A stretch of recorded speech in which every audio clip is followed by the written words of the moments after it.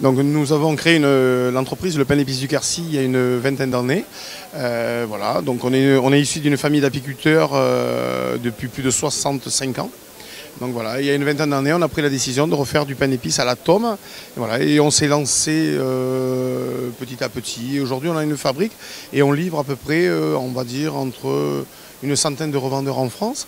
Et on a plusieurs magasins, dont un à la fabrique dans la vallée et un à Rocamadour qui s'appelle la Maison des Abeilles. C'est complètement artisanal, c'est fait à base de miel régionaux, enfin de miel du Grand Sud-Ouest, on va dire. Voilà, et puis après, c'est fait on va dire, sur quelques secrets de famille, une vieille recette qui est très efficace, quoi. Et on a plus de 18 pains d'épices différents, hein, donc ça va du nature, de l'orange, abricot, vous avez la fraise, la framboise, vous avez le pain d'épices de Noël, on a des cakes sucrés au miel, voilà.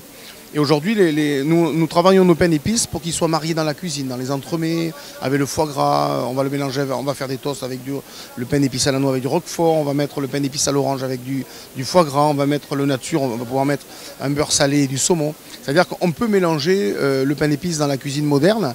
C'est ce qui se fait aujourd'hui. Les grands chefs aujourd'hui le font beaucoup. Et puis on peut faire plein d'entremets.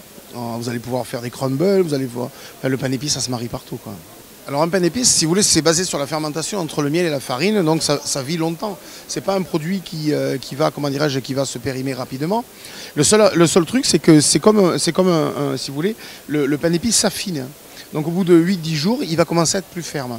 Donc nous, on vend plutôt un pain d'épices frais. Donc ce qu'on conseille de faire aux gens, c'est de congeler tout le temps son pain d'épices. Parce qu'on arrête, si vous voulez, ce phénomène où le miel va tirer, il va monter à la surface, donc le miel s'étire. Et en le congelant, vous bloquez complètement en stop. Vous le ressortez, on est reparti pour 8-10 jours. Voilà.